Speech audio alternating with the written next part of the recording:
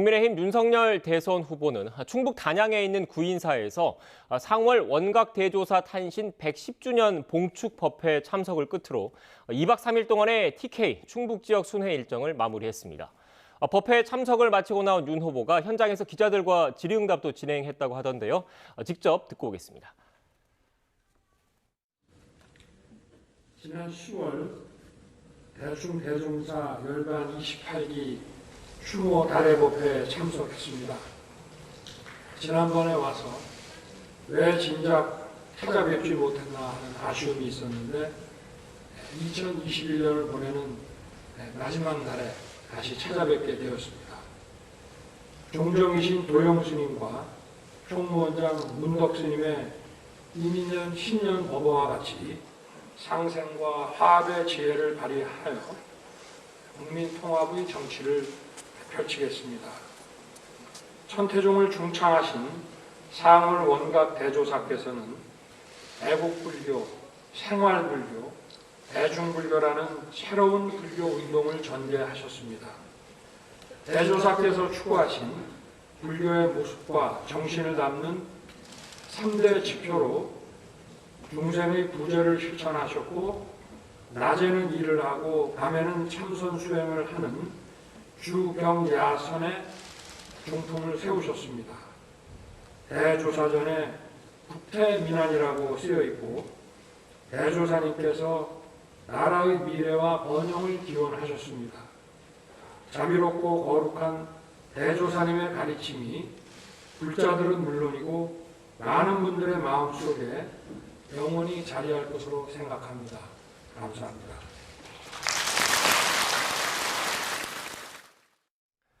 네, 봉축 법회에 참석한 윤석열 후보의 발언을 지금 전해드렸는데 현황과 관련된 언급은 조금 전 전해드린 그 영상에는 없었습니다. 관련된 내용은 들어오는 대로 다시 한번 정리해서 전해드리겠습니다. 네, 다사다난했던 2021년 이제 몇 시간 남지 않았습니다. 대선을 앞둔 정치권 새해엔 더욱 치열한 공방이 펼쳐질 것 같은데요. 현 대선 상황 각 캠프 인사들과 이야기 나눠보겠습니다. 현근택 더불어민주당 선대위 대변인, 김근식 국민의힘 정세분석실장과 이야기 나눠보겠습니다. 안녕하세요. 안녕하세요. 안녕하세요. 네, 안녕하세요. 네, 일단 앞서 저희가 윤석열 후보 발언을 좀 전해드렸는데 현황과 관련된 언급은 없어서 관련된 언급은 제가 들어오는 대로 확인을 해서 지금 각 캠프 관계자분 나오셨으니까 질문을 드리도록 하겠습니다. 먼저 이 이야기부터 해봐야 될 것 같아요. 지난주에 그 실장님께서 지난주 기준으로 다음 주에 나왔을 때는 제 표정이 어떻게 됐을지 모른다. 그 정치권이 어떻게 바뀔지 모른다라고 말씀해 주셨는데 표정이 크게 바뀌진 않은 것 같습니다. 예, 지난주에 저희들한테 좀 악재가 좀 있었고 네.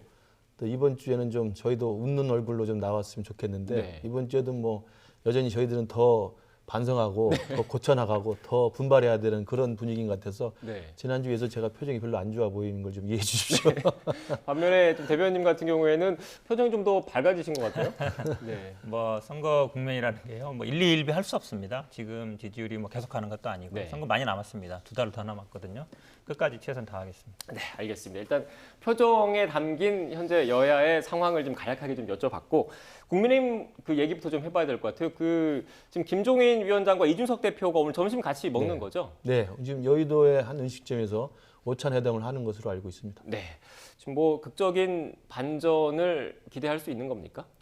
오늘이 연말이고 네. 또 내일이면 이제 2022년 이민년 새해 첫날 아니겠습니까? 그래서 저희 선대위 입장에서는 이준석 당대표와 이 선대위 사이의 이 갈등 이런 것들이 이번 연말 이전에라도 깔끔하게 해결이 되는 게 좋기 때문에 아마도 총괄 선대위원장인 김종인 위원장이 이 부분에 대한 어떤 해법 그리고 어떤 노력 이것들을 아마 오늘 점심 식사를 같이 하면서 최대한 설득하고 최대한 공감대와 합의점을 찾아내려고 노력을 할 것으로 보입니다. 네, 지금 국민의힘 얘기니까 추가로 하나 더 여쭐게요. 네. 일단 지금 김종인 위원장 같은 경우에 선거가 얼마 남지 않았기 때문에 대대적인 선대위 개편이라든지 여기에는 좀 거리를 두고 있는 상황이지 않습니까? 그런데 이준석 대표 언론에 나온 내용을 좀 들어보면 자신이 복귀할 수 있는 명분을 좀 원하는 것 같아요. 그래서 최소한의 인적 쇄신이라든지 선대위 개편이라든지 이런 걸 좀 원하고 있다라는 보도가 많이 나오던데 그 접점을 찾을 수 있겠습니까? 이준석 대표가 언론을 통해서 선대위 개편, 네. 또 심지어 선대 해체 이야기를 하고 있는데요.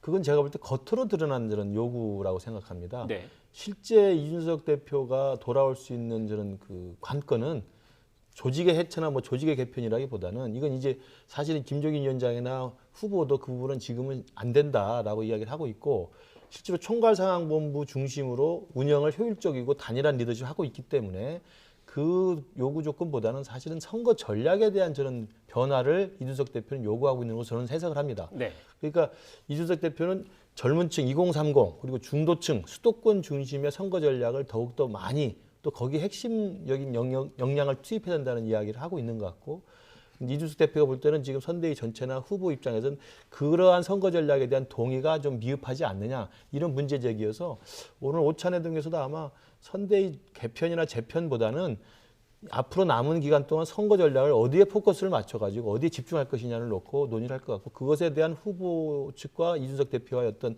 일정한 합의가 도달된다면 충분히 또 복귀가 가능하지 않을까 생각합니다. 네, 지금 내부 문제여서 일단 연달아 좀 질문을 드렸는데 다른 당이긴 하지만 오늘 점심 때 뭐 반전의 계기를 모색할 수 있다 이렇게 보십니까? 어떻습니까? 쉽지는 않은 것 같아요. 네. 지금 말씀하신 것처럼 사실은 이준석 대표는 선대위 처음에는 쇄신을 얘기했잖아요. 네. 그러면서 아마 뭐 윤핵관이라 칭하는 사람 좀 물러나고 6번부를 좀 재편하자 했는데 지금 오히려 해체까지 얘기하고 있는 거거든요. 그러니까 선대위 자체를 좀 바꾸자. 지금대로 가서는 안 된다라고 얘기하고 있는 건데 김금식 실장님 말씀처럼 지금 아마 캠프에서는 그건 안 된다. 그러니까 윤석열 후보도 안 된다고 하고 있고 김정인 총괄위원장도 안 된다고 하고 있고 그러니까 전략정도 바꾸자. 그러니까 사람이라든지 선대위 시스템 자체는 그대로 두고 전략이라든지 이것만 바꾸자는 건데 그거는 이준석 대표가 요구하는 거랑 완전히 다른 거죠. 네. 그러니까 그 사이에 접점을 찾을 수 있겠느냐. 결국은 아마 김정인 총괄 선대위원장이 할 수 있는 역할도 많지 않은 것 같아요. 왜 그러냐면 어젠가 그젠가요? 윤석열 후보가 직접 얘기했거든요. 선대위 쇄신 없다. 인적 쇄신 없다라고 밝혔기 때문에 선거에서 후보가 안 된다 그랬는데 총괄 선대위원장이 된다라고 말할 수는 없잖아요. 그렇게 본다 그러면 오늘 아마 접점 찾기는 쉽지 않지 않은가라고 보입니다. 네, 일단 실장님께 연달아 질문 드렸기 때문에 또 한 번 질문 드릴게요. 지금 이준석 대표가 혹시라도 다시 선대위에 복귀를 한다고 한들 지지율 변화 그리고 이른바 2030 지지층을 결집시키는데 큰 도움이 될 것인지에 대한 또 의문을 제기하는 측도 계시는 것 같더라고요. 어떻게 보십니까, 민주당에서? 그러니까 한마디로 얘기하면 이제 떠날 사람 다 떠난 거 아니냐. 네. 왜냐하면 2030 특히 이대남으로 대표되는 어떤 지지율을 이제 이준석 대표가 받고서 이제 당대표로 당선된 건데 그동안 뭐 인재 영입 여러 번 하면서도 그렇고 사실은 이게 그냥 뭐 전략 바꿔서 될 정도냐 이런 생각이 들어요. 아마 이준석 대표도 그래서 아마 이제 몇 분 뭐 그 영입한 분들을 나가라 할 수도 없는 거기 때문에 네. 해체하고 다시 만들자는 것 같은데 저는 아마 기본적인 그런 딜레마에 있는 것 같습니다. 그러니까 이준석 대표가 계속 그렇게 얘기했거든요. 6070은 어쨌든 우리 당 지지한다. 2030을 우리 지지로 끌어오면 세대 포위를 해서 그러면 결국은 4050만 민주당 지지하고 나머지는 우리 지지하게 되면 이길 수 있다. 이게 구도였거든요. 기본적으로. 그 구도였는데 최근 여론조사 보면은 6070 빼고 나머지는 다 이제 민주당 쪽으로 넘어오는 구도라 그러면 이준석 대표가 갖고 있던 기본 구도가 깨지는 거거든요. 이제 그런 부분들에 대해서 아마 근본적인 재검토가 제가 보기에는 단순히 뭐 다시 당대표가 데려와서 뭐 홍보본부장 맡는다고 될 일인가. 저는 아마 이준석 대표가 요구하고 있는 뭐 전면 해체는 아니더라도 쇄신 정도는 가야 되는데 그거를 갈 수 있느냐가 제가 보기에는 아마 윤석열 후보나 김정인 총괄위원장 앞에 놓인 과제라고 저는 봅니다. 네. 저희도 이제 연말이고 또 연초에 또 신년 또 다짐을 하는 또 행사도 해야 되고요. 또 후보나 선대위가 또 거당적으로 새롭게 결의를 다지는 이런 자리가 있을 거라고 생각을 합니다. 그러면 그런 자리에서 후보는 후보대로 반성과 성찰, 그리고 새롭게 변화하고 모습을 혁신하는 모습을 보여야 되고 또 선대위는 선대위 차원에서 단합과 또 이 일사불란한 결의를 다지는 자리가 있을 거로 저는 예상이 됩니다. 그래서 그런 자리를 앞두고 있기 때문에 저는 이번 오늘 연말 그리고 연초를 통해서 후보의 생각과 후보의 전략과 후보의 어떤 캠페인의 방식에 대해서 지금 활발한 논의가 진행이 되고 있기 때문에 굳이 선대위 해체나 뭐 선대위 개편이 아니더라도 이준석 대표가 말하는 이른바 세대 결합론, 세대 포위론 그리고 2030 중시와 중도층 그리고 수도권 중심이라고 하는 선거 전략에 대한 일정한 합의가 이루어진다고 한다면 저는 충분히 연말 연초에 뭐 물론 제가 낙관할 수는 없겠습니다만 이준석 대표 문제는 잘 정리될 수 있을 거다 생각합니다. 네, 선대위 핵심 인사시기 때문에 좀 뭐 저희가 잘 모르는 정보도 좀 알려주시면 감사하겠습니다. 일단 윤석열 후보 지금 충북 단양에서 일정을 마쳤잖아요. 그리고 네. 서울에서 김종인 위원장과 이준석 대표가 지금 점심을 먹고 있는데 울산에서의 그런 회동 때처럼 극적으로 모든 사람들이 모여서 웃는 모습 기대를 할 수 있는 겁니까? 그런 깔끔한 마무리를 위해서 네. 물밑에서 노력을 하고 있는 것으로 알고 있고요. 네. 그런데 이제 일단 오후에 올라오는 일정이고요. 또 오후에 저녁에 또 공개 행사가 있고 또 한밤중에 내년 새해를 맞는 또 공개 행사가 있습니다. 그래서 그 사이에 어떤 일이 벌어질지는 저도 모르겠습니다만 일단 내일은 새해 첫날이기 때문에 현충원을 또 참배하게 돼 있습니다. 그럼 현충원에 당연히 당대표가 가는 건 맞는 거 아니겠습니까? 그래서 아마 그 자리도 있고 내일 또 오후에 있을 그 선대의 신년 또 인사회도 있기 때문에 여러 가지 자리의 어떤 계기를 통해서 그런 극적인 화합과 이 깔끔한 어떤 해결 이것들을 그 논의하고 또 만들어낼 수 있는 자리는 충분히 있다고 생각합니다. 네, 저희 뉴스 애니쇼 시청자 여러분들을 위해서 실시간으로 뭐 새로운 내용이 있으면 바로바로 좀 알려주십시오. 네, 알겠습니다. 일단 지지율 얘기를 좀 해봐야 될 것 같아요. 그 앞서 저희가 초반부에 지금 대변인의 표정은 좋고 실장님의 표정은 상대적으로 어둡다라고 얘기하는 게 바로 이것 때문이지 않을까 싶은데요. 관련된 그래픽을 좀 먼저 띄워주시겠습니까?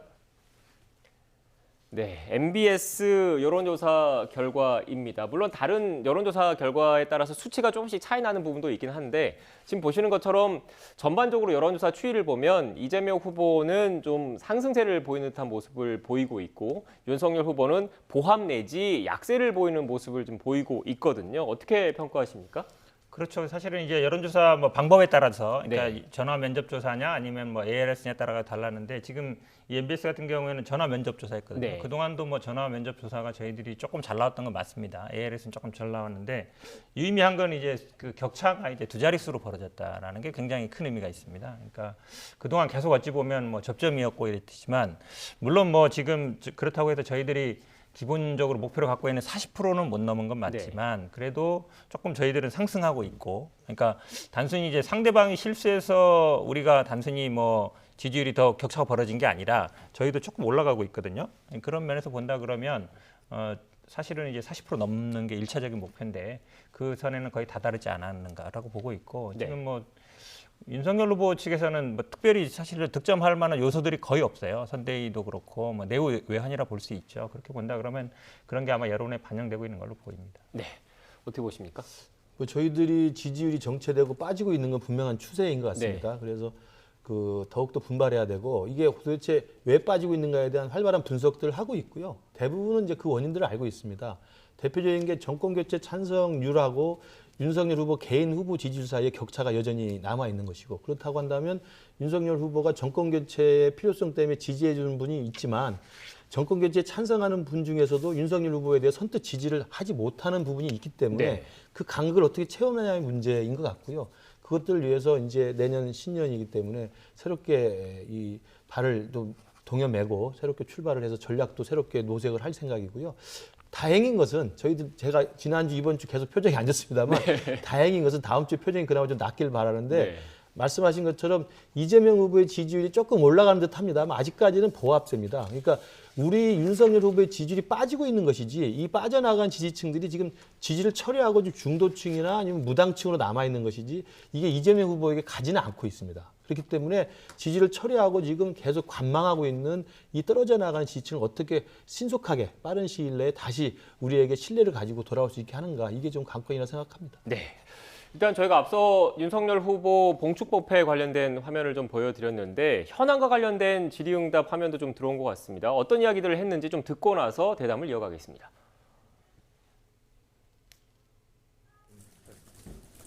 뭐 아주 알차고 보람이 있었습니다. 제가 또 대구 경북 지역을 당 후보가 된 이래 한 번도 찾아뵙지 못했기 때문에 가서 많은 분들 만나고 좋은 말씀도 듣고 선대위 행사도 있었지만 그리고 또 지난 9월에 그날이 아마 2차 경선 발표 나는 날이었던 걸로 기억이 되는데 여기 달의 법회에 왔다가 12월 30일에는 꼭 다시 찾아뵙겠다고 오늘 다행히 춥기는 하지만 그래도 날씨가 아주 깨끗하고 해서 많은 분들 오늘 봉축법회에 참석하시는데 불편함이 그래도 좀 적어서 다행입니다. 네. 다른 질문 혹시 있으십니까? 연합뉴스 TV 서영석입니다.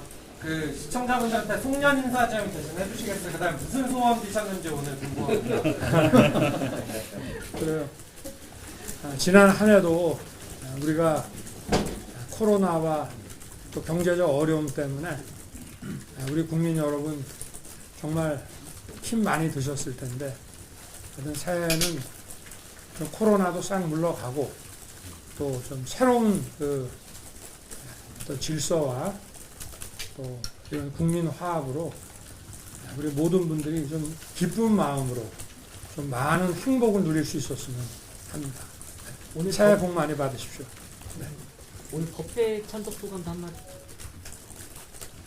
오늘 우리 상월 대조사께서 500년 만에 이 천태종을 중창을 시키시고 이 대중불교 그리고 일하면서 참선하는 불교 그리고 국가에 대한 이런 아주 강한 그 애국심으로 저 상월 대조사전에 저 위에 올라가면은 국태민안이라고 되어 있습니다. 그래서 어떻게 보면 우리가 어려울 때 나라를 지켰던 이런 호국불교의 이런 정신을 우리한테 주셨는데 오늘 이 탄신 110주년을 맞이해서 이런 가르침을 우리 불자들뿐 아니라 모든 국민이 잘 새겨서 우리 어려운 나라가 없으면 뭐 국민이 있겠습니까? 우리 어려운 나라를 하여튼 우리 국민이 전부 힘을 합쳐서 바로 세우고 또 이 난국과 위기를 잘 극복해 나가야 된다는 생각을 하게 됐습니다. 후보님 TV조선 이철입니다. 오늘 페이스북 메시지에 모든 걸 제자리로 돌려놓겠다고 쓰셨는데 구체적으로 어떤 거를 돌려놓겠다는 건지 조언 좀 부탁드립니다. 근데 뭐 우리 오늘 부인사에 와서 또 여러 큰 스님 그 말씀도 법도가 어지러워지니 참 이런 것이 바로 서야 그 위에서 국민들이 편안히 살 수 있지 않느냐 하는 말씀을 드렸는데요. 나라의 이 법도를 바로 세우는 것이 어떤 경제적 번영의 출발점이라고 저는 생각합니다. 후보님 MBC 신수아입니다. 서울에서 이제 곧 이준석 대표랑 김종인 위원장 오찬하게 되어 있는데요. 갈등이 아마 내일 이제 다음 해로 넘어갈 것 같은데 후보님께서 좀 나서서 푸실 생각은 없으신지 궁금합니다. 그래서 오늘 뭐 오찬한다는 그 얘기 저도 들었고요. 우리 김종인 그 총괄위원장님께서 좋은 말씀을 해 주시지 않겠나 그렇게 생각하고 저는 이것을 갈등이라고 보지 않습니다. 각자가 대통령 후보로서의 저와 또 우리 국민의힘의 당대표로서의 우리 이준석 대표가 저는 저대로 우리 이준석 대표는 우리 이 대표님대로 맡은 역할을 잘 해내면은 얼마든지 어떤 시너지를 가지고 이 선거 캠페인을 해나갈 거로 생각을 합니다. 밖에서 기다리고 계신 분들이 좀 많은데 한두 가지만 더. 네, 현안과 관련한 윤석열 후보의 질의응답을 좀 전해드렸는데 이제 핵심적인 내용만 좀 정리를 해드리면 김종인 위원장과 이준석 대표가 오찬하는 것을 알고 있다. 갈등이라고 생각하지 않는다라는 일단 발언이 있었고요. 윤석열 후보 본인과 이준석 대표가 시너지를 내면서 선거 캠페인을 해나갈 것이다. 이런 취지의 말도 있었습니다. 어떻게 들으셨습니까? 어떤 문제를 해결할 때는 기본적으로 진단이 정확해야 네. 되는 거거든요. 근데 이거를 갈등이 아니다 그러면 다른 사람들은 다 모든 언론에서 다 갈등이다 보고 있는 거예요. 네. 부딪히는 점도 아까 얘기했잖아요. 선대위 쇄신할 거냐 아니면 그대로 갈 거냐. 그게 딱 부딪히는 거거든요. 그대로 가자는 윤석열 후보와 쇄신 아니면 해체까지 가야 된다는 이준석 대표와의 갈등 상황이 딱 부딪히는 거잖아요. 근데 이걸 갈등이 아니라 그래 버리면 뭐 아무것도 아니라는 얘기거든요. 해결이 안 되죠. 저기서 물론 이게 갈등 상황입니다 얘기할 필요는 없어요. 왜냐하면 뭐 후보 입장에서 서로 부딪히는 게 좋지 않으니까 뭐 어려운 문제, 곤란한 문제 있지만 서로 견해는 다를 수 있습니다. 그래도 잘 해결될 걸로 뭐 생각합니다. 이렇게 얘기하면 되는 건데 상황 판단을 지금 갈등 상황이 아니다, 아무 문제도 아니다 그러면 이게 뭐 타협의 여지가 없는 게 아닌가. 본인은 그 선대위 쇄신할 생각이 없고 이준석 대표는 쇄신해야 되는 거고. 이게 해결이 안 되는 거죠. 그냥 평행선 그대로 가겠다라는 것으로 보이는데 지금 김민식 교수 말씀처럼 이 새해 가기 전에 이 갈등 평행선을 접점 찾아야 되는 거잖아요. 네. 근데 뭐 서로 그냥 각자의 길을 가겠다 이런 얘기로밖에 안 들리는 것 같습니다. 네, 좀 비관적으로 보셨는데 어떻게 그러니까 당내 갈등이라 생각하지 않는다는 저 말은 네. 당내 갈등으로 비화되거나 확대되지 않았으면 좋겠다는 저는 기대를 갖고 있다고 생각합니다. 그러니까 이야기하면 사실 안철수 대표와 지금 윤석열 후보가 정권 교체를 동참하는 야권의 후보로서 각자 길을 가지만 이 각자 길을 가면서 각자의 파일을 키워나가면서 사실 갈등이 안 되는 모습들을 보일 수도 있는 거거든요. 그래서 물밑에서는 여전히 이준석 대표와의 갈등의 문제가 있다면 이걸 봉합하고 해결할 수 있는 노력을 하되 실제로 이준석 대표는 2030 세대에 대한 소구력이 있고 또 수도권의 젊은 층과 수도권의 어떤 중도층에 대한 소구력이 있고 또 윤석열 후보는 어제 TK 일정을 오늘 마쳤습니다만 대구 경북 등 정권 교체를 열망하는 강력한 보수 지지층에 대한 또 정통성이 있기 때문에 둘 사이의 협업과 또 역할 분담을 통해서 할 수 있는 것도 충분히 있다고 생각합니다. 다만 저게 갈등이라고 생각하지 않기 위해서는 딱 한 가지는 돼야 된다고 생각합니다. 그게 뭐냐면 이준석 대표가 이제는 당대표로서 자기 역할과 자기의 그 선거 승리를 위한 기여를 하되 이제는 언론 인터뷰를 통해서 당내 갈등을 실시간 중계하듯이 하는 것은 좀 자제했으면 좋겠다는 말씀드립니다. 네, 알겠습니다.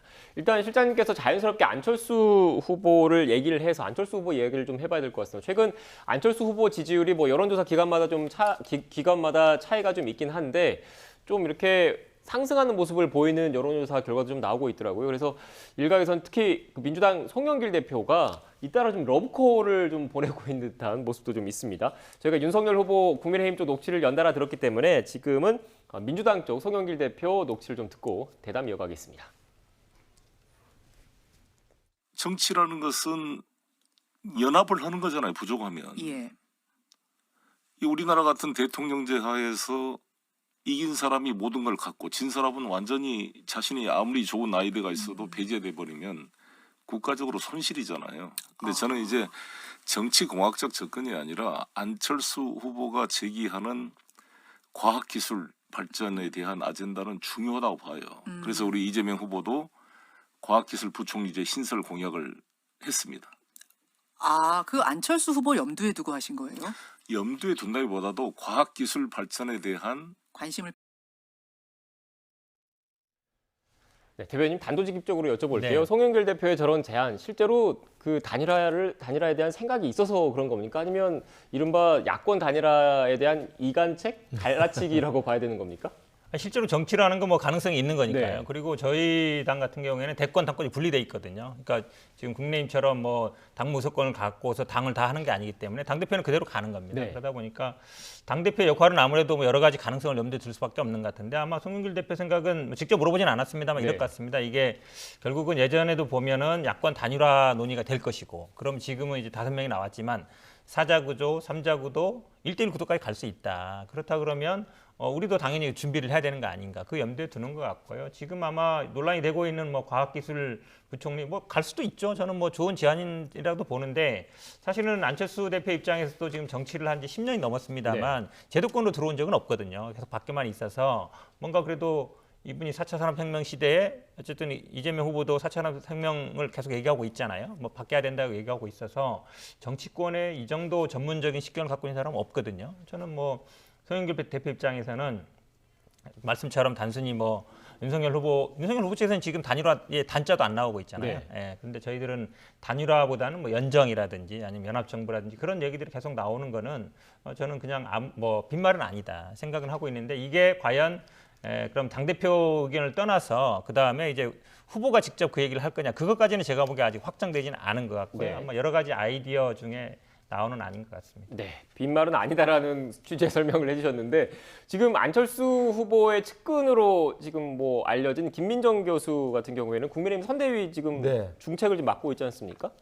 공동 선대위원장으로 네. 이제 합류를 했죠. 그리고 사실은 이제 지금 단일화 이슈를 꺼낸다는 것은 제가 볼 때 시기상조이고 네. 그리고 오히려 안철수 후보는 안철수 후보대로 국민의당의 대선 후보로서의 자기의 어떤 그 지지를 넓혀가면서 전체적으로는 정권 교체를 바라는 국민들의 전체적인 틀, 그러니까 파일을 계속적으로 넓혀나가는 역할들을 충실히 하면 된다고 생각합니다. 그리고 지금 말씀하신 것처럼 송영길 대표나 뭐 몇몇 분들이 안철수 대표에 대한 어떤 러브콜을 보내고 있습니다만 네. 그건 제가 볼 때 물론 이제 정치적으로 많은 사람들한테 협치를 하고 통합의 어떤 제스처를 보낸다는 의미로 뭐 나쁠 건 없다고 생각합니다만 안철수 후보가 단호하게 이야기를 했잖아요.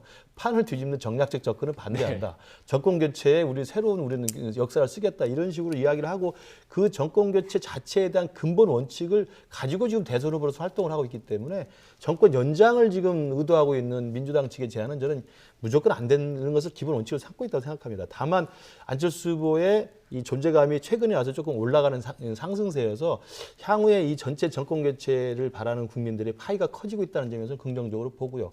단일화 문제는 제가 볼 때 지금 이야기할 상황은 아니라고 생각합니다. 네. 그런데 일각에서는 특히 대변인 지금 안철수 후보 지지율이 두 자릿수로 지금 고착화되고 두 자릿수까지 뛰어오르고 상대적으로 지금 윤석열 후보의 지지율이 더 약세를 보인다면 단일화 관련된 야권 내에서 그런 목소리가 더 커질 것이다. 이런 분석을 하시는 분들도 많던데 어떻게 보십니까? 그렇죠. 선거라는 게 결국은 대선이라는 게 아까 지금 송영길 네. 대표 말씀처럼 사실 이기는 쪽은 다 갔지만 지는 쪽은 아무도 못 가는 거거든요. 그러면 윤석열 후보나 아니면 국민의힘 입장에서도 혼자 안 될 때는 당연히 안철수 대표랑 할 수밖에 없죠. 지난번 서울시장도 그걸 보여줬잖아요. 결국 단일화 협상을 해서 지금은 아마 이제 단일화 얘기 꺼내는 순간 아마 윤석열 후보 지지율이 지지표가 아마 안철수 대표한테 후보한테 가지 않겠냐 이거를 두려워하시는 것 같은데 물밑에서는 아마 얘기 나올 수밖에 없을 것 같다. 그리고 민주당도 마찬가지입니다. 저희도 마찬가지죠. 왜냐하면 다른 후보들이 다 연대했을 때 과연 독자적으로 뭐 그렇다면 과반을 넘어야 되는 거거든요. 그러니까 최종적인 목표는 아마 과반 넘는 게 목표가 될 것 같은데 그런 수싸움은 아마 치열하게 될 수밖에 없다. 이건 사실은 뭐 지금 양당 후보가 있고 세 분의 이제 다른 후보가 있는 상태에서는 선거가 끝나기 전날까지 계속 나올 수밖에 없는 얘기예요. 네. 그러니까 결국 지금 윤석열 후보에 주어진 최대 과제는 뭐 단일화든 뭐든 다 떠나서 지금 현재 약세를 보이고 있는 이 지지율의 흐름을 반전시키는 게 가장 중요한 과제인 거지 않습니까? 그래서일까요? 최근 윤석열 후보의 발언들을 좀 보면 예전보다 더 어떻게 보면 발언의 수위가 올라갔다 이렇게 분석하시는 분들도 많던데 관련된 녹취를 먼저 듣고 실장님의 이야기를 들어보겠습니다. 그러니 이 무식한 이 삼류 바보들을 데려다가 정치를 해서 나라 경제 망쳐놓고 권위주의 독재 정부는 국민들 경제를 확실하게 살려놔서 우리나라 산업화의 기반을 만들었습니다. 이 정부는 뭐 했습니까? 국민의힘 의원들 100여 명이 참여하는 단톡방까지 다 털었더라고요. 이거는 뭐 미친 짓이죠. 선거를 앞둔 그 즈음에 이런 식으로 했다는 거는 이거는 불법 선거 개입이고. 네, 들으신 것처럼 뭐 무식한, 미친 짓 어떻게 보면 발언의 수위가 좀 상당히 좀 높은 측면도 좀 있는데 선대위 내부의 전략입니까? 이제 좀 다소 거칠고 좀 격앙된 표현들이죠. 네. 그러니까 TK를 간 이유가 최근에 지지율이 좀 빠지는 층에서 특히나 국민의힘의 이제 핵심 지지 지역이라고 할 수 있는 분에서 조금 빠지는 추이가 있어서 다시 우리 지지층들을 결집시킨다는 의도로 사실 간 것이기 때문에 정권 교체를 바란다. 그리고 문재인 정권이 연장될 경우는 대한민국은 정말 폭망한다라고 하는 위기의식을 계속 재확인해주는 의도가 분명히 있었던 겁니다. 그래서 그런 것들을 강력하게 이제 어필을 하고 호소를 하다 보니까 그런 이제 거친 표현이 나온 것 같은데요. 또 하나는 시기적으로 좀 우리가 좀 이해를 할 수 있는 게 공수처의 이른바 불법 사찰이라고 하는 것들이 논란이 되면서 윤석열 후보에 대한 통신 조회뿐만 아니라 부인 그리고 여동생에 대한 통신 조회까지 확인이 됐습니다. 그러니까 그런 공수처의 불법적인 통신 사찰, 통신 조회에 대한 아마 굉장히 감정적으로 좀 격앙된 측면이 분명히 있었던 것 같습니다. 그래서 그런 것들이 좀 일부 표현된 것 측면인 것 같고 두 번째로는 이제 그럼에도 불구하고 제 생각에는 그런 TK라는 특수한 지역의 특성을 생각해서 정권 교체 정당성과 당위성을 강조하는 것도 필요하지만 그것 플러스 중요한 것은 그 정권 교체를 바라는 분들이 아직도 윤석열 후보를 찍지 못하고 있는 이 간극을 메우기 위해서는 중도층에게 소구력이 있는 그리고 젊은 층에게 소구력이 있는 그리고 수도권에게 소구력이 있는 분들에게 어떻게 변화된 모습을 보여줘서 정권 교체를 위해서는 윤석열 후보를 지지하는 것이 맞겠다라는 어떤 지지 의사를 만들어내야 되는데 그런 것들을 동시에 좀 결합시키는 메시지가 나오는 것이 좀 바람직하지 않겠나 생각합니다. 네, 그러니까 일단 이런 그 수위 높은 발언들이 어떻게 보면 핵심 지지층의 결집을 우선 도모하기 위한 측면이 강하다라고 말씀을 해주셨는데 실장님께서 말씀하셨던 것처럼 이런 발언들이 어떻게 보면 중도라든지 젊은 층이라든지 외연 확장에 도움이 될까라고 된다고 또 의구심을 품는 분들도 계시던데 어떻게 보세요? 도움 안 되죠, 당연히. 안 되는 거 다 알고 있을 겁니다. 왜 그러냐면 지금 진중권 작가 같은 경우도 그 얘기를 하고 있잖아요. 네. 진중권 작가가 어찌 보면 윤석열 후보의 최고 스피커 역할을 하고 있는데 저희는 그렇게 보고 있습니다. 본인은 아니라고 하지만. 중도층 확장 도움 안 된다. 이준석 대표도 그 얘기하고 있잖아요. 이거 도움 안 되는 얘기다. 그럼 나온 거예요. 근데 단순히 이게 왜 중요하냐면 원고에 없는 얘기를 본인이 나가서 그냥 한 거잖아요. 대중들이 있는 상태에서 한 20분간 자기 연설을 한 건데 더 심한 말도 되게 많았죠. 대선 뭐 하라냐, 그냥 정권 넘겨주지. 이런 얘기며 뭐 좌익 혁명이냐, 북한의 주사파. 그런 얘기를 하는 거 보면 사실은 어찌 보면 평소의 생각이 그대로 드러난 게 아닌가. 국민들이 그렇게 볼 수밖에 없는 거예요. 그래서 이분이 아직도 검찰총장, 검사들과 사석에서 하는 얘기를 대중 앞에서 연설로 하는 게 아닌가. 그게 사실은 굉장히 뭐 지금 무식한 삼류 바보들이 정치했다 그러는데 그 사람들이 다 그렇고요. 누구들 얘기하는 거지? 이렇게 생각하는 거거든요. 네. 그러니까 정치인이라는 건 아무리 화가 나고 아무리 상황이 급하고 지금 지지율이 떨어지고 상황이 급하잖아요. 이런 상황에서도 얼마나 절제할 수 있느냐. 그게 지도자의 리더십을 보는 거거든요. 그런데도 불구하고 그런 거 없이 그냥 본인의 생각을 마음껏 다 얘기해버린다. 근데 그 생각들이 굉장히 듣기에 거북하거든요. 네. 불편하고. 제가 보기에는 뭐 중도뿐만 아니라 윤석열 후보를 그동안 지지화했던 분들조차도 물음표를 가질 수밖에 없는 발언이라고 보고 있습니다. 네, 도움이 안 된다고 너무 단정적으로 말씀하셔가지고 순간 실장님 표정이 굳어지시더라고요. 네, 어떻게 생각하세요? 안 되는 거 아실 저는 거예요. 이제 아마. 대구 경북 지역에서 핵심 지지층들 결집시키는 네. 의도를 갖고 우리가 발언을 하고 메시지를 내지만 네, 그러면서도 사실은 수도권을 겨냥하고 중도층을 겨냥한 메시지를 동시에 결합을 시켜야 됩니다. 네. 저는 그러면서 이제 다소 이번 2박 3일 동안은 좀 그 격앙된 표현이 나왔습니다만 전체적인 맥락에서는 정권 교체 정당성, 당위성 그리고 특히나 지금 나온 것처럼 대장동 게이츠의 이 흉악한 범죄 의혹과 그 공수처의 불법 사찰 문제에 대해서 국민들이 분노하고 있기 때문에 그런 것들에 대한 어떤 강조를 하는 과정에서 나온 거라고 생각을 합니다.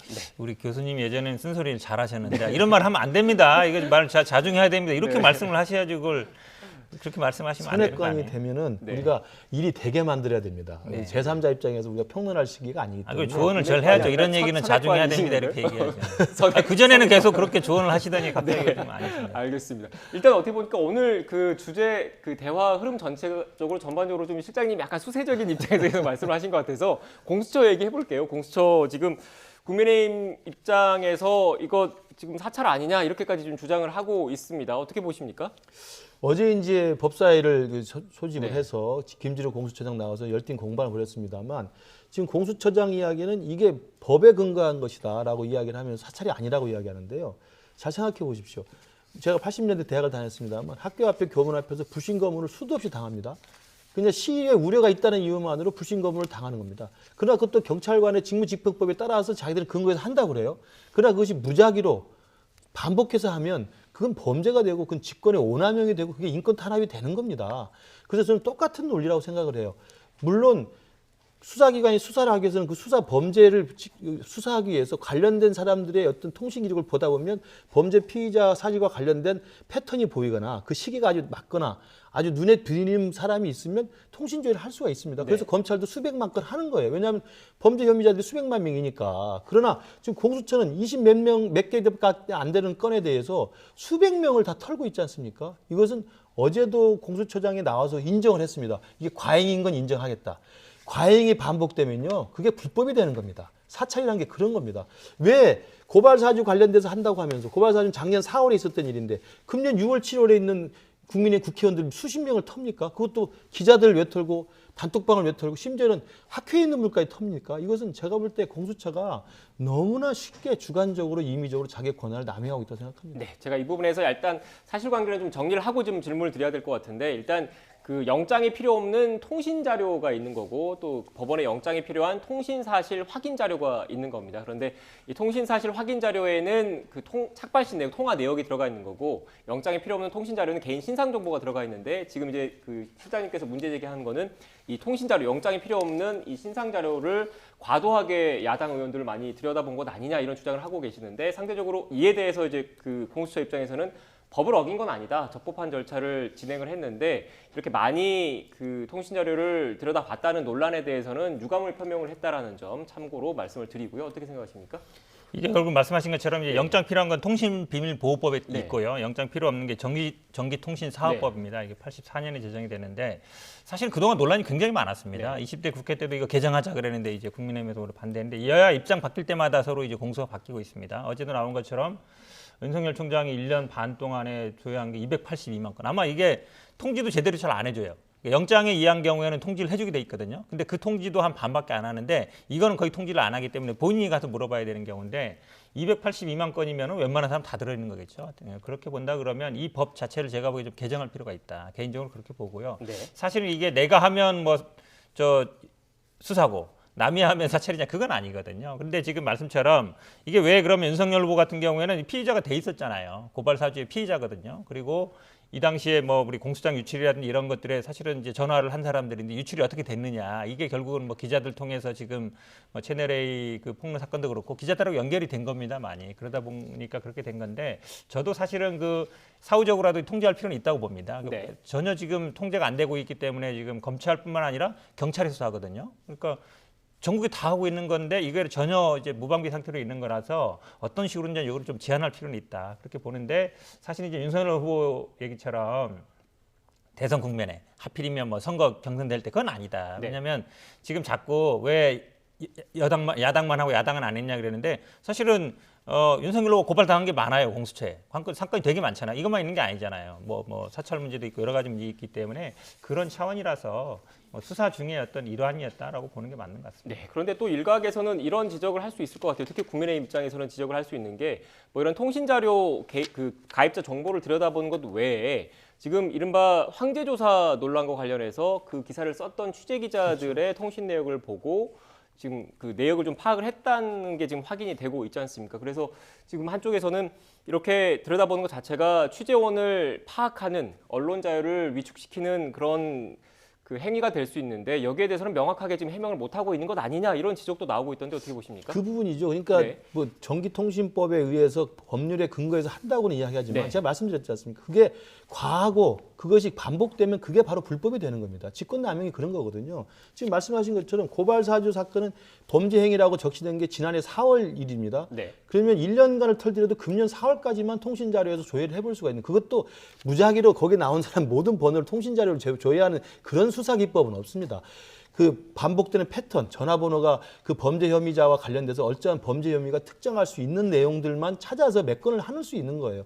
관련된 기자들 다 털고 그 기자들이 있는 그 전체 사회부 전체 직원들 다 털고 학회 회원들 털고 단톡방 다 털고 이건 수사의 편이라고 하더라도 이건 너무 심한 거죠. 바로 그런 면에서는 공수처가 이번 기회에 어제 와서 김진욱 처장도 이야기를 했습니다만 법에 따른다 하더라도 오남용을 막기 위해서라도 그건 과잉은 충분히 막아야 되는 게 좀 분명하다고 생각합니다. 네. 저도 뭐 그 부분은 동감하는데 예를 들어서 이게 네. 황제 소환 문제가 예를 들어 범죄 행위가 관련되면 당연히 할 수 있잖아요. 네. 근데 범죄가 아니라 이거 약간 문제가 있다 지적하기 위한 취재다. 근데 그 취재한 거에 대해서 문제 제기를 해서 조회를 한다. 그거는 제가 보기에 아닌 것 같아요. 왜냐하면 네. 수사기관이기 때문에 수사와 관련된 조회만 해야 된다. 수사와 관련되지 않은 조회는 제가 보기에 안 된다. 제가 보기에 기본적인 원칙은 지켜야 될 것 같습니다. 네, 알겠습니다. 일단 마무리를 해야 될 것 같고요. 올해 마지막 지금 대담인 것 같은데 내년에 뵈야 될 것 같은데 내년 일주일 뒤에 뵐 때는 두 분 모두 밝은 모습으로 또 다시 뵀으면 좋겠습니다. 오늘 말씀 고맙고요. 또 새해에도 복 많이 받으십시오. 고맙습니다. 네, 감사합니다.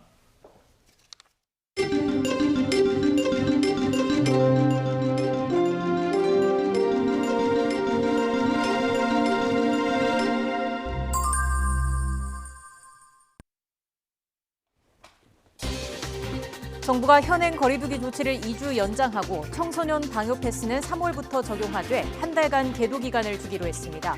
백화점과 대형마트도 방역 패스를 의무화하고 다음 달 10일부터 시행할 방침입니다. 거리두기 연장으로 손해를 본 소상공인과 자영업자에게 선지급 후정산 방식으로 보상금이 지원됩니다.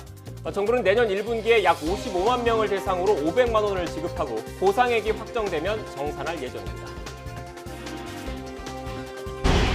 오늘 발표된 코로나19 신규 확진자는 사흘 만에 5천 명 아래로 내려왔지만 사망자가 108명 늘고 미중증 환자는 11일 연속 1,000명대였습니다. 오미크론 변이 감염자는 269명이나 급증했습니다. 12월 소비자 물가가 1년 전보다 3.7% 상승해 3개월 연속 3%가 넘는 고물가가 이어졌습니다. 또 연간 소비자 물가 상승률은 2.5%를 기록해 10년 만에 가장 높았습니다. 선대위 구성을 두고 국민의힘 내홍이 깊어지고 있는 가운데 김종인 총괄선거대책위원장과 이준석 대표가 오찬 회동을 하고 있습니다. 갈등 봉합의 해법을 찾을지 주목됩니다. 국회의원 선거와 지방선거에 출마할 수 있는 피선거권자의 나이를 만 18세로 낮추는 법안이 국회 본회의를 통과했습니다. 내년 3월 9일 대선과 함께 치러지는 국회의원 재보선부터 적용됩니다.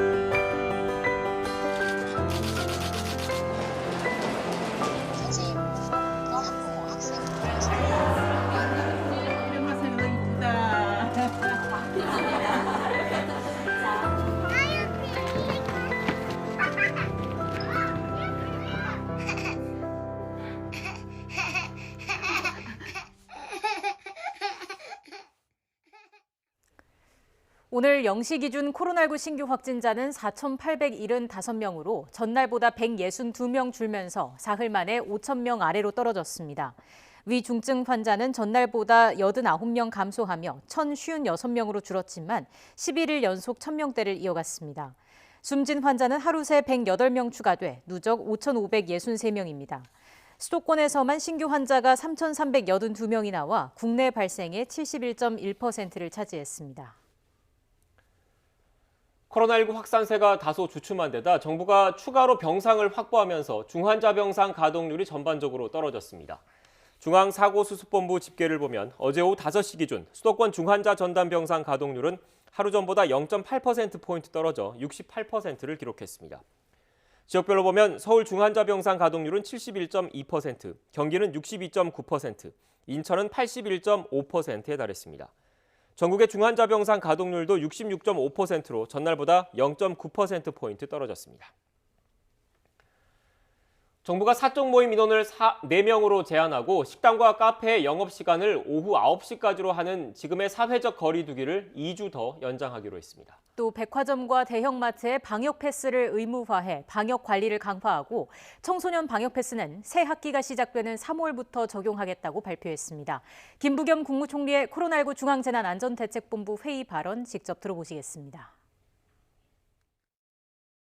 정부는 영업시간 제한, 사적 모임 축소 등 현재의 사회적 거리 두기를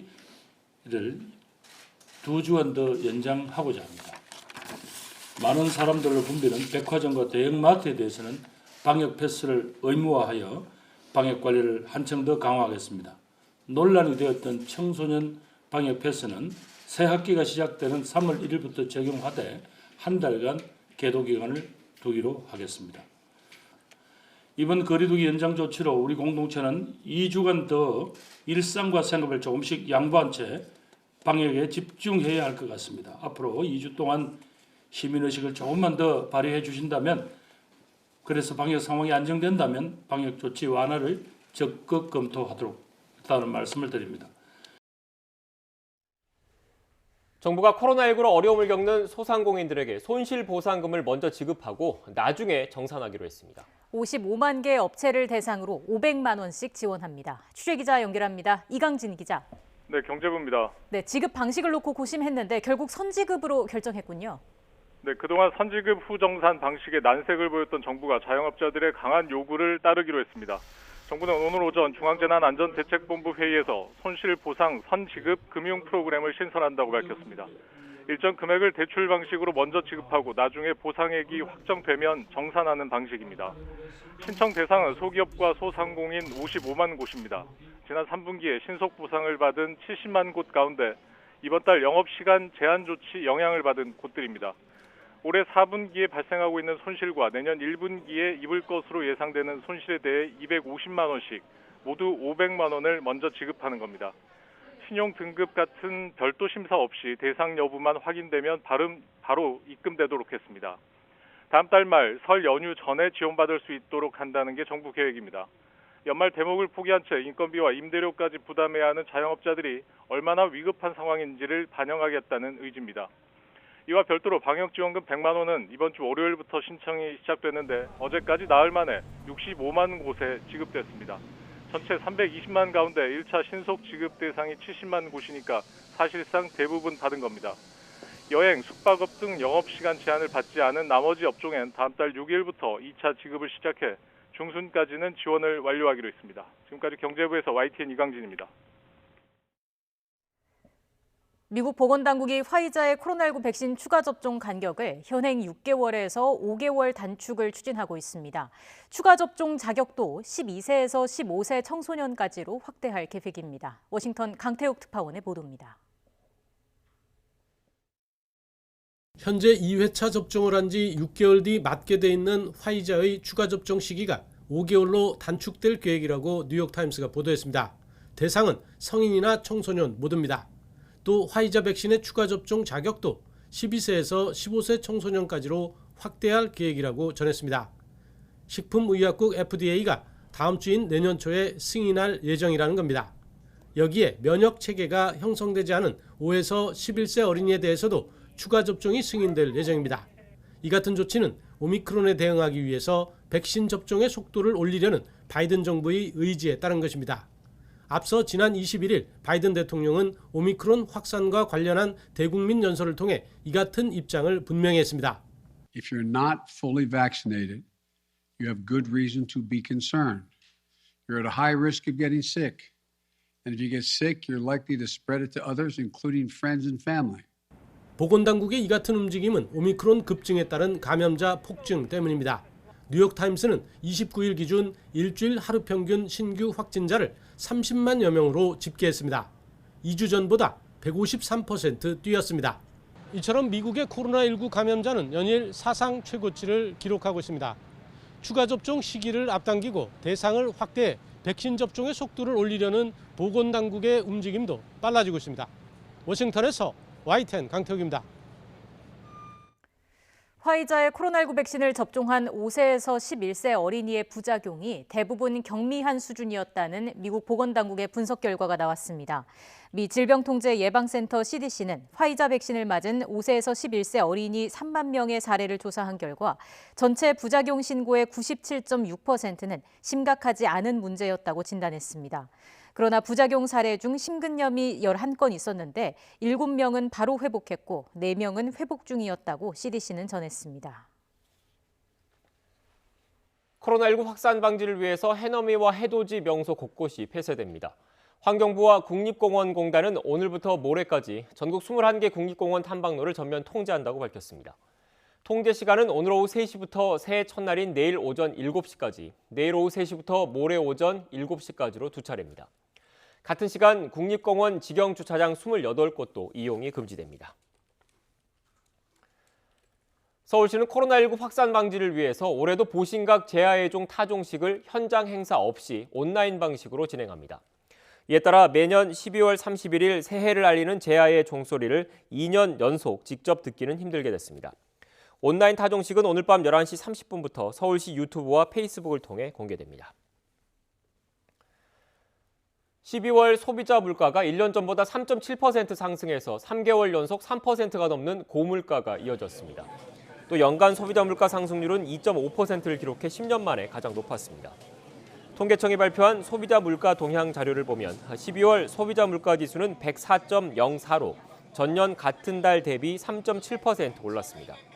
소비자 물가는 10월 3.2%, 11월 3.8% 상승에 이어서 석 달 연속 3%대가 넘었습니다. 연간 소비자 물가는 2.5% 상승해 지난 2011년 4% 이후 10년 만에 최고치를 기록했습니다. 정부가 그동안 미뤄온 전기와 가스 요금 인상을 내년 대선 이후 시행하기로 했습니다. 코로나19 사태 이후 수입이 줄어든 자영업자들 시름이 깊어지고 있습니다. 대중교통 등 다른 공공요금도 오르고 금리까지 인상될 것으로 전망되면서 자영업자들이 느끼는 압박감은 더 커질 수밖에 없습니다. 박병한 기자입니다. 겨울방학에 들어간 대학 주변 식당가는 썰렁하기만 합니다.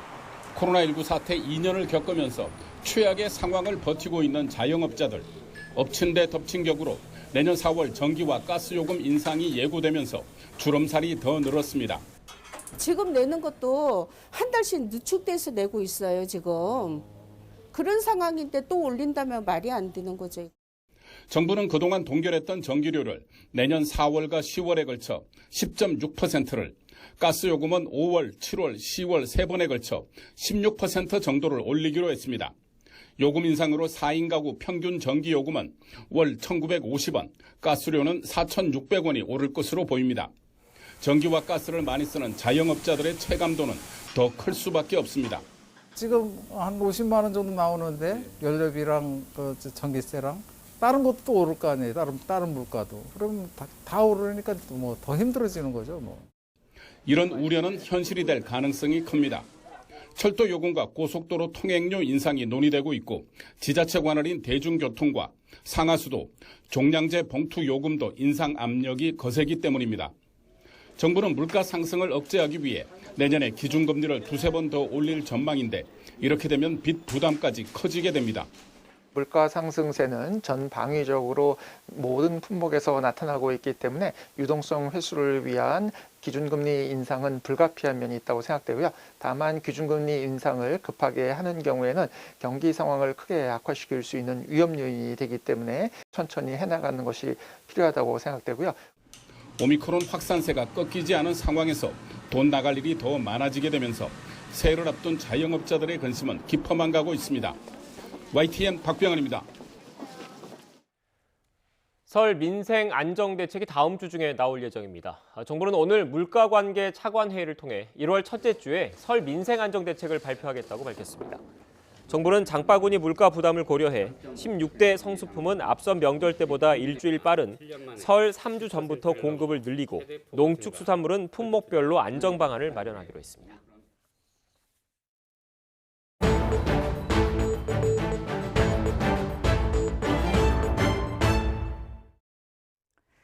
북한이 코로나19 때문에 국경을 봉쇄하면서 한국과 미국이 북한과 어떤 직접적인 논의도 할 수 없는 상황이 이어지고 있습니다. 벌써 2년째 세계와 단절하고 있는 북한. 그런 만큼 우리 정부 역시 답답한 한 해를 보냈는데요. 내년에는 좀 달라지게 될까요? 취재 기자 연결해서 자세히 짚어보겠습니다. 한현희 기자. 네, 통일외교 안보부입니다. 네, 북한이 코로나19로 국경을 봉쇄한 지 벌써 2년이 됐다고요? 네, 그렇습니다. 나가는 사람은 있어도 들어오는 사람은 없는 빡빡한 국경 봉쇄가 2년간 이어지고 있습니다. 올해만 해도 이 북중 육로 국경이 10월에는 열린다, 11월에는 열린다 이렇게 여러 관측이 나왔지만 오미크론 변이 확산 이후 다시 닫힌 상태입니다. 하늘에서 내리는 눈을 통해서도 바이러스가 옮을 수 있다면서 오히려 경계를 더 강화하고 있는데요. 자력갱생을 외치면서 버티고는 있지만 주민들이 오랜 봉쇄로 인한 타격을 곧바로 받고 있습니다. 수입에 의존해온 식용유나 설탕을 못 먹은 지도 오래됐다 이런 말도 나오는 상황입니다. 주민 불만도 커졌을 것 같은데 북한 백신은 여전히 받지 않겠다는 입장입니까? 네, 일단 백신을 받지 않겠다는 건 아닙니다. 안전한 백신을 충분히 공급한다면 받겠다는 입장으로 전해지고 있습니다. 지금 국제사회에서 제공하겠다는 백신은 북한 전체 인구의 16%가량이 맞을 수 있는 수준인데 그걸 받기 위해서 국경을 열었다가 감당하지 못할 상황에 직면하게 될 것을 우려하고 있다는 겁니다. 그래서 모든 북한 주민이 3차 접종까지 할 수 있는 6천만 회분을 지원하자는 말도 나오고 있는데요. 하지만 북한이 궁극적으로 원하는 건 치료제라는 분석도 있습니다. 일단 코로나가 발생하면 의료시설이 감당할 수 없는 수준인 만큼 결국은 북한이 치료제를 원한다는 건데요. 북한의 코로나 문제가 해결돼야 종전선언, 비핵화, 남북협력 등의 이 대외 문제를 논의할 수 있는 만큼 내년에는 백신이든 치료제든 지원 논의가 더 본격화할 것으로 보입니다. 네, 지금 북한이 내년 국정 방향을 결정하는 전원회의를 진행하고 있잖아요. 거기서도 관련한 문제가 다뤄지겠네요. 네, 오늘로 5일째 회의를 이어가고 있는데요. 2일차 회의에서는 농업 문제를 다뤘는데 김정은 국무위원장이 직접 참석했습니다. 코로나19로 인한 국경 봉쇄로 식량난이 가중되고 있는 만큼 먹고 사는 문제를 해결하기 위해서 고심한 것으로 보입니다. 그제 3일차 회의에서 이 분야별 논의를 이어갔다고 보도했는데 구체적인 내용은 전해지지 않았지만 코로나19 대응 상황 전반과 또 대남, 대미 관계 등을 논의했을 것으로 보입니다. 오늘이 이제 올해 마지막 날인데 전원회의 결과는 언제쯤 알 수 있을까요? 네, 북한은 보통 하루 뒤에 전날 있었던 소식을 보도하고 있는데 아직 자세한 회의 내용은 전해지지 않았습니다. 회의 마지막 날인 오늘 전원회의 결정서를 채택하고 김정은 국무위원장의 연설이 있을 것으로 예상되는데요. 그러면 새해 첫날인 내일 회의 내용이 공개될 것으로 예상됩니다. 김 위원장은 거의 매년 새해 첫날에 육성으로 신년사를 발표했는데 내일은 김 위원장의 전원회의 연설로 신년사를 대체할 가능성도 있다. 이런 관측이 나오고 있습니다. 네, 마지막으로 우리 관심은 아무래도 북한이 내놓는 대남 대미 메시지 아니겠습니까? 어떤 방향이 담기게 될까요? 네, 2021년 올해 답답한 한 해를 보낸 만큼 우리 정부로서는 획기적인 대외 메시지를 기대하는 게 사실이지만 그럴 가능성은 적다는 분석이 지배적입니다. 특히 미국의 입장 변화가 없는 만큼 북한 역시 긍정적으로든 부정적으로든 입장을 바꿀 요인이 없다는 겁니다. 또 내년 초 북한의 우방인 중국에서 베이징 올림픽이 열리는 만큼 일단은 이 자극적인 입장보다는 기존 입장을 다시 강조하는 수준의 메시지가 아닐까 하는 관측이 나오고 있습니다. 지금까지 통일외교 안보부에서 전해드렸습니다. 앞으로 만 18세 이상이면 국회의원 선거와 지방선거에 출마할 수 있게 됩니다. 국회는 오늘 본회의를 열고 총선과 지방선거 피선거권 연령 기준을 만 25세에서 만 18세로 낮추는 내용의 공직선거법 개정안을 통과시켰습니다. 적용 시기는 내년 3월 9일 대선과 함께 치러지는 국회의원 재보궐선거부터이고 고3 학생도 선거일 기준으로 생일이 지나면 출마할 수 있습니다. 그러면 투표를 마치겠습니다. 더불어민주당 송영길 대표는 이재명 대선 후보가 새해에 통합정부 구상을 말하지 않을까 한다고 밝혔습니다. 송 대표는 CBS 김현정의 뉴스쇼에 출연해서 다음 달 4일로 예정된 신년회견에서 이 후보가 국민 통합과 미래 메시지를 제안할 것이라고 말했습니다. 다만 노무현 전 대통령이 제안했던 제1야당과의 대연정은 맞지 않는다면서 그 외에 나머지 분들과 정책적 연대를 통한 연정이나 통합정부를 구성하지 않을까 생각한다고 설명했습니다.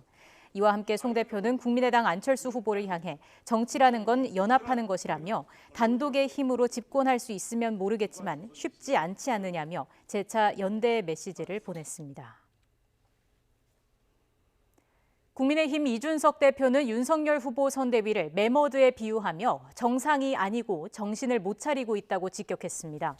이준석 대표는 어제 저녁 TBS 라디오 신장식의 신장개업에 나와 윤석열 후보 지지율이 60대를 빼놓고는 다 포위당했다면서 선대위 주요 의사결정을 하는 분들이 10대, 20대, 30대를 잡은 고기라는 인식을 준 것 같다고 지적했습니다.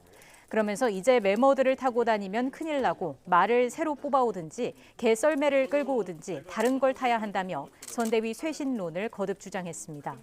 또 이대로 간다면 윤석열 후보는 2002년 대선에서 졌던 이회창 전 총재와 비슷한 모습이 될까 봐 걱정된다고도 언급했습니다. 국민의당 안철수 대선 후보는 공수처가 정권의 흥신소로 전락했다면서 집권하면 즉시 폐지하겠다고 공약했습니다. 안철수 후보는 SNS를 통해 가장 큰 문제는 공수처가 단순히 피의자와 통화한 상대방만 확인하는 게 아니라 민간인을 특정해 통화 목록을 뽑아내고 있다는 것이라며 이런 방식은 보이스피싱 같은 범죄 집단을 일망타진할 때나 쓰는 수사 방식이라고 지적했습니다. 눈길에서 차량이 헛바퀴를 돌리면서 옴짝달싹 못하는 모습 자주 볼 수 있죠. 실험 결과 눈길에선 역시 윈터 타이어가 가장 좋은 성능을 나타내는 것으로 파악됐습니다. 윈터 타이어를 쓰기 어렵다면 우레탄 체인 같은 다른 월동 장구를 챙기는 것도 도움이 된다고 합니다. 조태현 기자입니다. 서울 시내 한복판에서 시민들이 버스를 밀고 있습니다. 갑자기 내린 폭설에 버스가 헛바퀴를 돌리자 보다 못한 시민들이 나선 겁니다. 오르막길에선 승용차들이 움직이질 못합니다.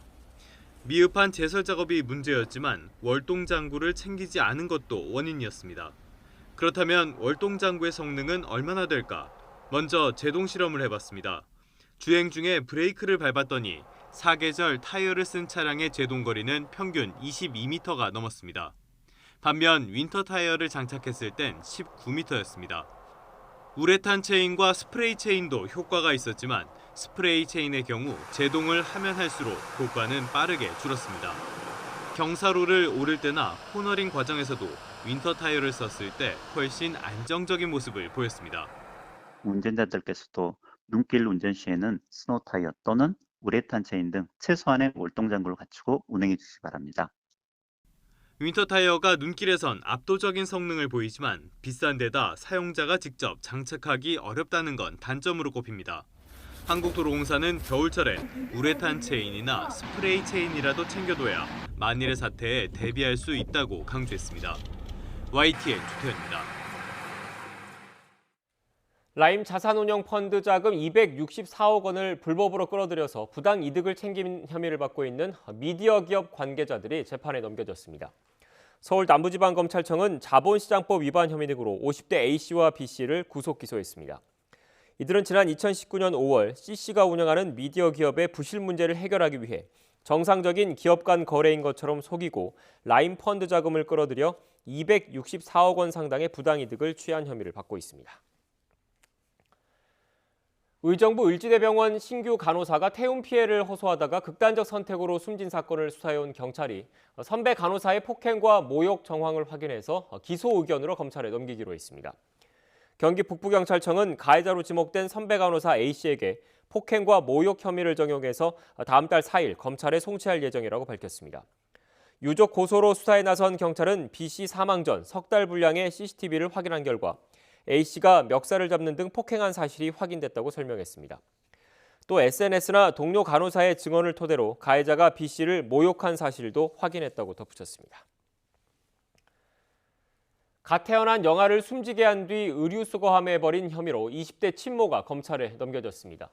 경기 오산경찰서는 오늘 24살 김모 씨를 부작위에 의한 영아 살해와 사체 유기 혐의로 검찰에 송치했습니다. 앞서 A씨는 지난 18일 오후 5시 20분쯤 오산시 골동에 있는 의류수거함에 남자 영아를 버리고 달아났다가 닷새 만에 자택에서 경찰에 체포됐습니다.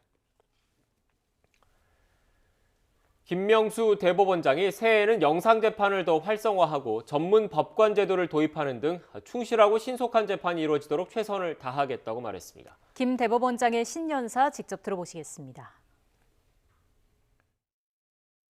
지난해에는 민사재판에서 영상재판을 전면적으로 실시하고 형사재판에서 일부 절차를 영상재판으로 실시할 수 있도록 법률이 개정되었습니다. 사법부 구성원들은 국민의 마음을 잘 헤아려 영상재판을 활성화하는 데 최선을 다하도록 하겠습니다. 올해에는 민사 1심 단독 관할을 확대하고 전문법관 제도를 시범 실시할 예정입니다. 사법부 구성원들은 새해에도 1심에서부터 충실하고 신속하게 재판이 이루어지도록 최선을 다할 것입니다.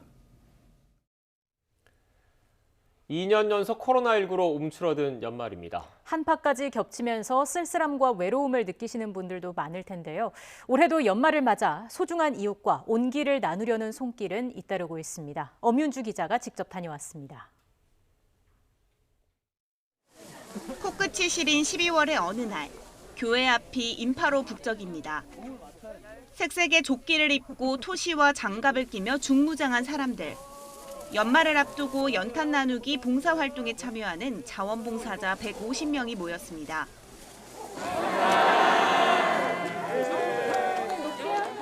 지금 자원봉사자들이 각 가정을 일일이 방문해 연탄을 나르고 있는데요.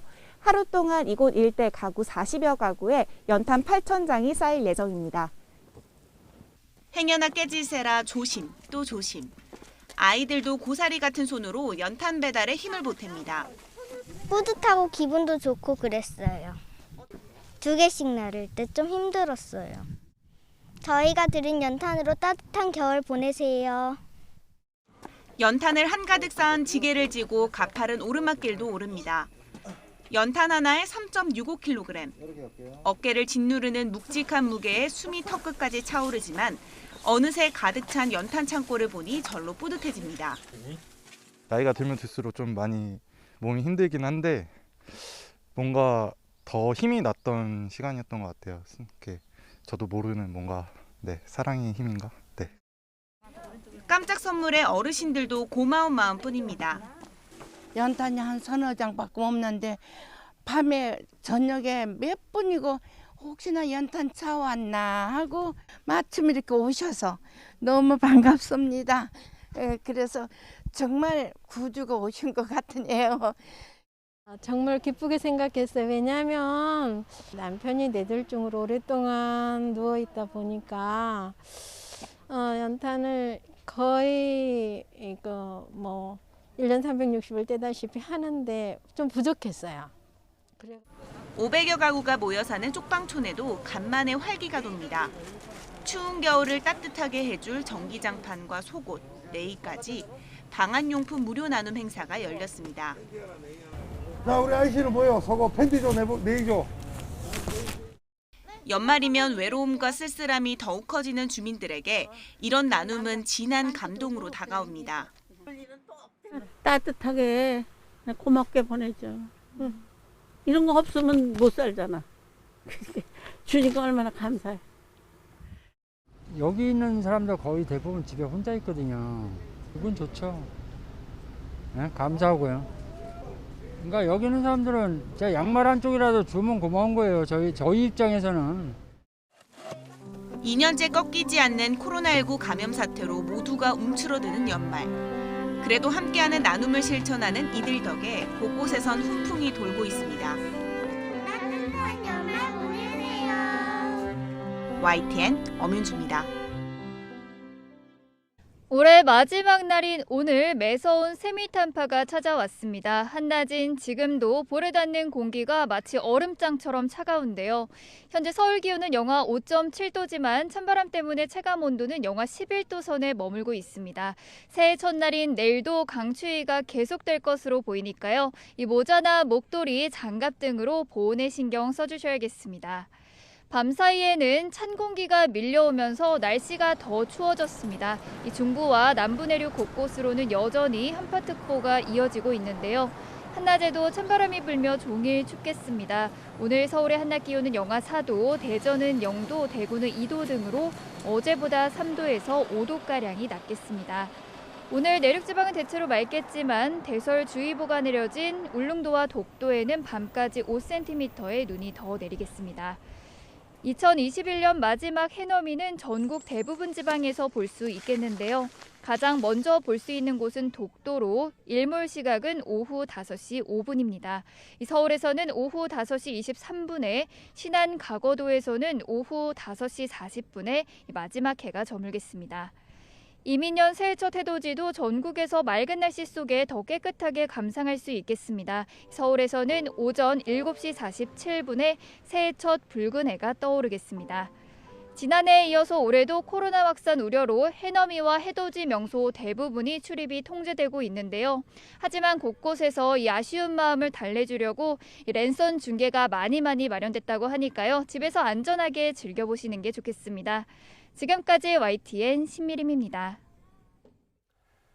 2021년 마지막 뉴스앤이슈 마치겠습니다. 잠시 뒤엔 더 뉴스가 방송됩니다. 저희는 희망찬 새해 다시 찾아뵙겠습니다. 시청자 여러분 새해 복 많이 받으십시오. 고맙습니다.